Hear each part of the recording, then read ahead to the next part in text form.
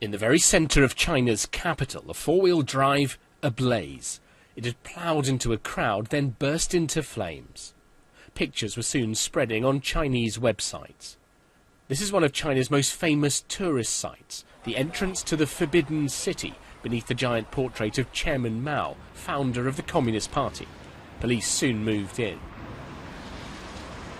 The location is highly sensitive and heavily guarded, the scene of the pro-democracy protest that led to the Tiananmen massacre in 1989.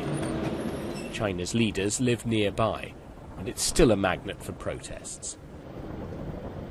China's government has given no explanation, only saying 3 people died in the car and 2 tourists were killed.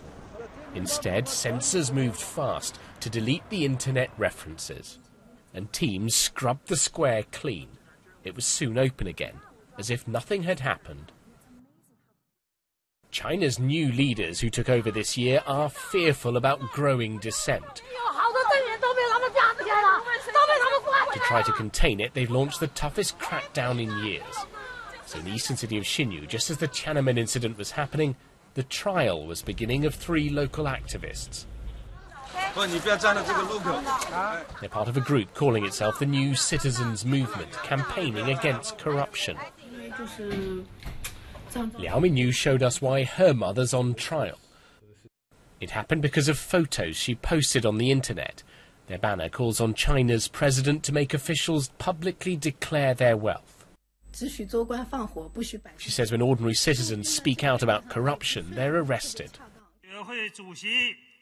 President Xi Jinping knows corruption is one of many issues stirring resentment at communist rule. Reports his own family has become extremely wealthy are censored in China. But rather than bring reform, his government is rounding up its critics. With this crackdown, President Xi Jinping is certainly stamping his own authority on China. 1 year into his leadership, he's going further even than his predecessors did, to rein in threats to the Communist Party. The fear is that the focus on stability means pressures and discontent are simply growing. Damien Grammaticus, BBC News, Xinyu.